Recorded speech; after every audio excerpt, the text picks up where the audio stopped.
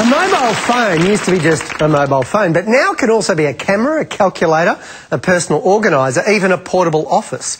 The more we use and rely on our phones, the more we may want them not just to be a collection of wires and circuits, but a miniature version of ourselves.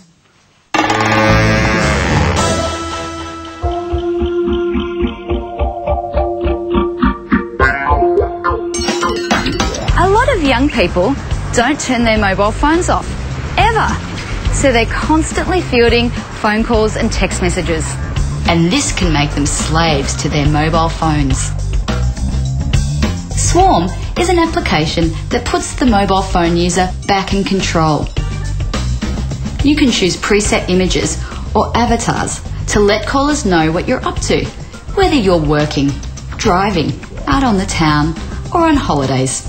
You can also create your own images and choose who can view them. And best of all, you can send different messages to different callers. Let's say you finish work early and go to the pub. If your boss calls, she might see an avatar of you in a meeting. But if your best mate calls, he might get an invitation to come and join you for a few sneaky ales. My invention allows you to stay connected, but without everybody knowing your every move. Please welcome from Melbourne, Dr. Christine Satchel. Hi, how are you going? Very good, thank you, Thank you for coming. Thank you for having me. Why do people, young people, want to tell the world everything that they're doing via their phones? Well, I think it's because they're always getting calls. People want to know what they're actually up to. And in a way, you know, this can actually become quite taxing. There's friends that want to know, there's family that want to know, there's work colleagues that want to know. So with all these people constantly calling, there was a need for a design solution here. So this is essentially a way of managing a lot of information and controlling, if you like, the increased frequency of incoming people who want to send you messages, get responses, all that sort of bizarre. That's exactly right. And little people like me do all sorts of things. We go to work, well, I don't play golf, but we have leisure, and well, I've got children, I don't go to the pub, but other people like me do that sort of stuff, and this can represent everying that you're doing, right? That's exactly right. Show us how it works. Well, this shows what I'm doing, and this is what my friends are doing, and I can show my friends that I'm driving, that I'm resting, that I'm working, socialising, sleeping, or in leisure mode.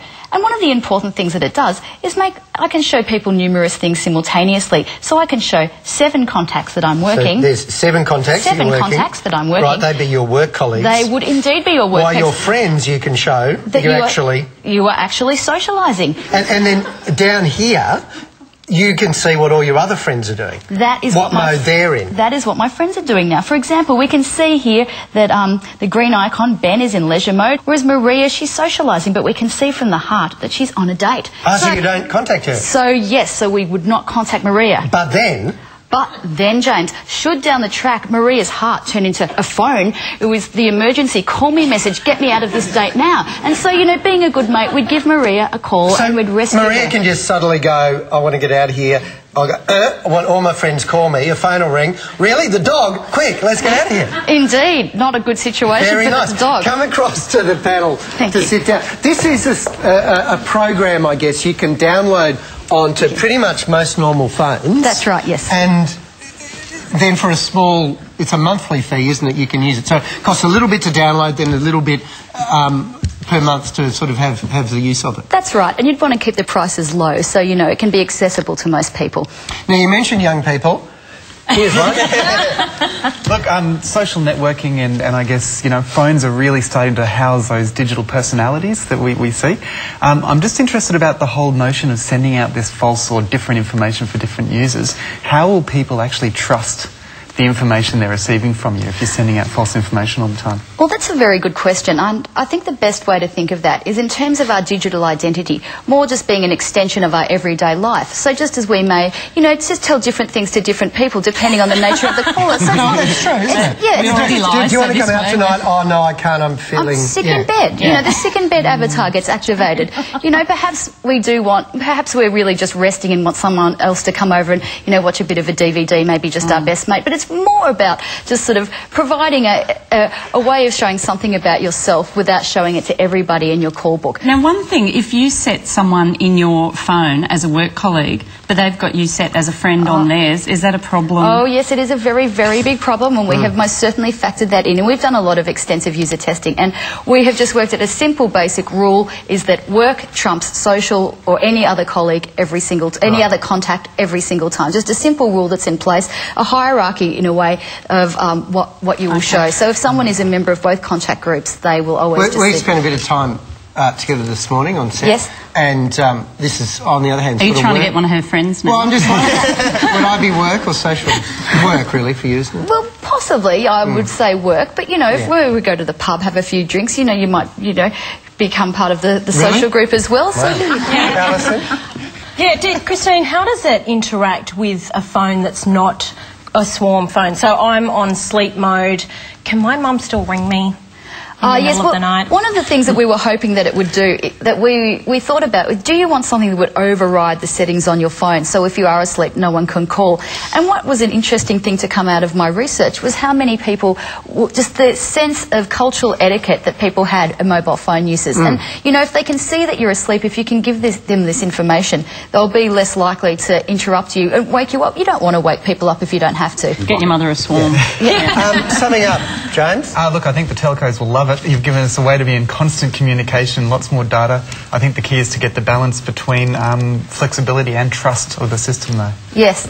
And I think it'll be really interesting for some kinds of workplaces as well. Like if you're a builder and you've got 3 teams on different jobs, and they can just, instead of having to ring everyone around and see who's waiting, you know, so that kind of application as well. Yeah, smoko's over, hurry up, get to work. Yeah, look, I love the design, and I think that what makes this stand out from other social network mobile things is that you don't need that third-party website to make it work, so I think that's great. Yeah, good on you, congratulations, and I hope you make us all your friend. Please thank Christine Satchell. Thank you very much. Good on you, Christine. Now, you may be interested in this, Christine. This is where the mobile phone came from. Inventions that shook the world. By the beginning of the 20th century, it appeared as if everyone had a telephone. They seemed to be everywhere and were used from ordering a pizza to speaking vast distances. But the phone radically changed when telephone technology became mobile.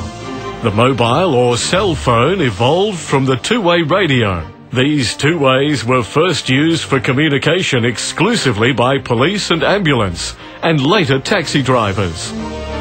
By the 1940s, the two-way developed into the walkie-talkie, a portable hand radio created to serve the US military.